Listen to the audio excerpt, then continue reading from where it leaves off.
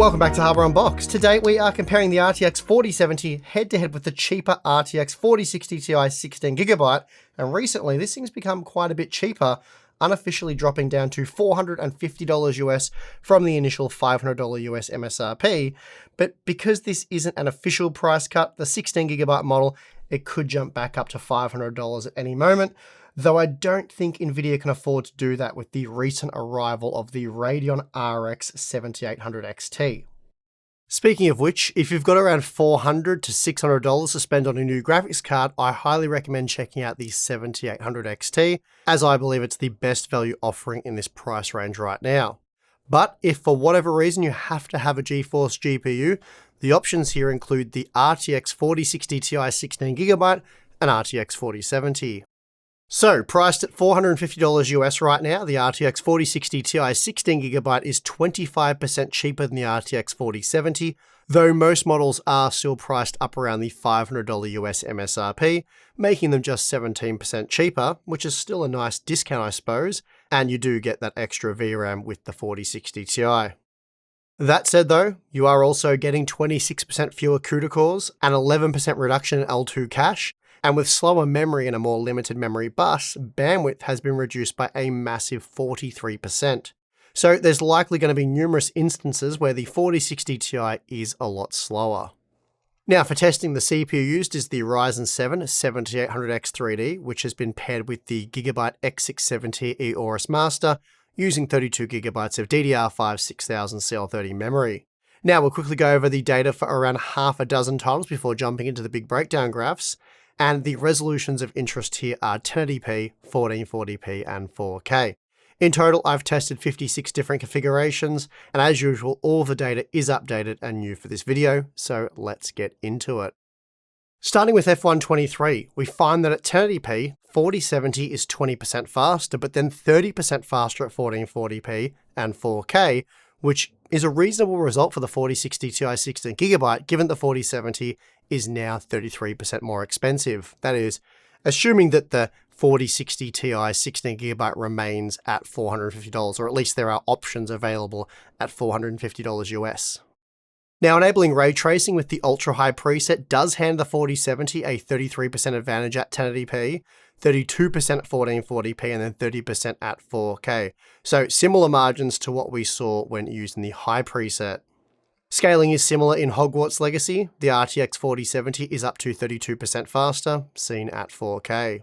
Then, with ray tracing enabled, we are CPU limited at 1080p using the RTX 4070, making it just 12% faster than the 4060 Ti, though that margin did open up to 42% at 1440p.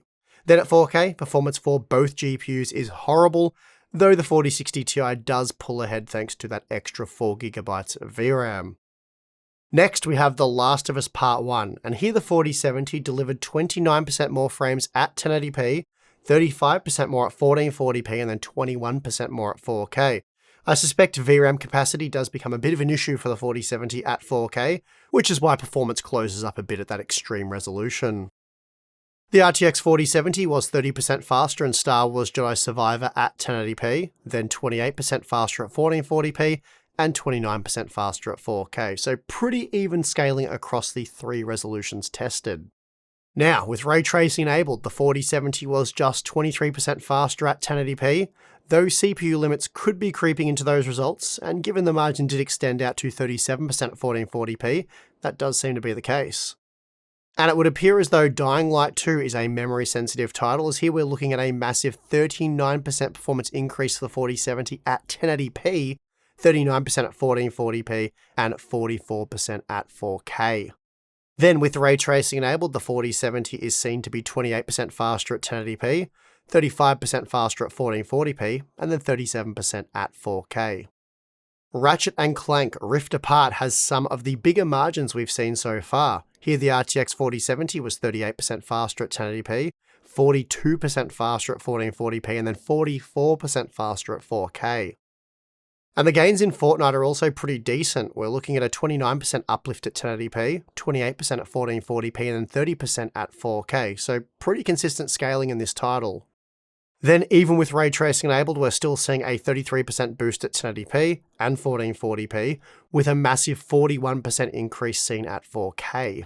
Okay, so we've just had a look at some of the 40 plus games tested, some with and without ray tracing enabled. So now it's time to see how these two GPUs compare across all of the games tested. So let's go do that, starting with the 1080p data. So at 1080p, the RTX 4070 was 26% faster on average, with margins as high as 39%. Unfortunately though, titles such as CSGO, Apex Legends, Spider-Man Remastered RT enabled, and Hogwarts Legacy with RT enabled, they're all CPU limited. While Death Stranding, that has a 240 FPS cap, which the 4070 does reach the limit of at this lower resolution. But if you remove all of that data, the 4070 becomes 28% faster on average. Now, if we just look at the ray tracing results, we find that on average, the 4070 was 25% faster, so very similar to the mixed workload graph. Then, increasing the resolution to 1440p gives us a better idea of how these two GPUs compare, and it's here that the 4070 extends its lead to 31% faster on average, with multiple examples of 40% gains or more. And again, we're looking at similar margins overall if we isolate the ray tracing results. Here the 4070 offered 32% more performance on average. Then finally, at 4K, the 4070 was on average 33% faster, and the only odd result can be seen in Hogwarts Legacy, where the 12GB VRAM buffer of the 4070 was run over, and as a result, frame rates tanked. Finally, when looking at just the 4K ray tracing data, we see that the 4070 was 29% faster on average, and again, it's just the Hogwarts Legacy result that's a major outlier here. So there you have it. The RTX 4070 is on average 30% faster than the 4060 Ti 16GB, but it can be as much as 40 to 45% faster, depending on the game and the quality settings used. And that means if you were to buy these GPUs based on their MSRP, the 4070 would cost just 20% more, making it by far the better value option. But with $50 having recently been slashed off some 4060 Ti 16GB models, the RTX 4070 is now 33% more expensive, though at the time of making this video, Newegg were selling a single 4070 for $550, so it would seem as though the 7800 XT has placed some downwards pressure on 4070 pricing, though we do only have one example of this at this point in time, and it's really not clear how long these sales will continue for. As always, GPU pricing tends to be a bit volatile, and pricing in your region could differ wildly to what we're seeing over in the US. So in short, if the RTX 4070 is fetching less than a 30% premium, it is worth buying over the 4060 Ti. Here in Australia though, the cheapest in-stock RTX 4060 Ti 16GB is priced at $760 AUD, whereas you can buy an RTX 4070 for $900 AUD. And that's just an 18% premium, meaning there's simply no way Australians should even consider the 4060 Ti. And the only advantage the 4060 Ti has is the largest 16GB VRAM buffer, and while I feel that should be a minimum configuration for over $400 US, 12GB should get you by for the foreseeable. On a side note, dropping the 16GB 4060 Ti down to $450 US has not only made it a viable alternative to the RTX 4070, but it's also made the 8GB base model completely redundant at $400. You'd be crazy not to pay the 13% premium to double your VRAM. That'll almost certainly prove to be a worthwhile investment before too long. As for DLSS 3 frame generation, I've seen some people comment in the past that you'd like to see how various GeForce GPUs compare when using the FrameGen technology, but I'm not sure why, as the technology works the same way when using an RTX 4060 as it does a 4090. So scaling is going to be very similar, as in you get the same frame smoothing result for all supporting GPUs, the only real variance being the starting frame rate.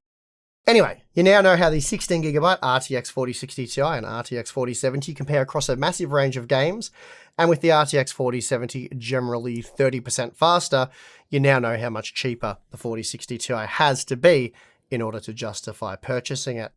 And with that, I'm going to wrap this one up. Thank you for watching. If you'd like to support the channel directly, we have some pretty cool things that you can access via our Floatplane or Patreon account. Links for those in the video description. We do a monthly live stream to myself get together and answer your questions live. Always a lot of fun. We have behind the scenes content, Q&A stuff, and an exclusive Discord server. Great place to hang out and talk tech amongst other things. But anyway, if you're not interested, that is perfectly fine, and I would like to thank you for watching this video. I'm your host, Steve. See you next time.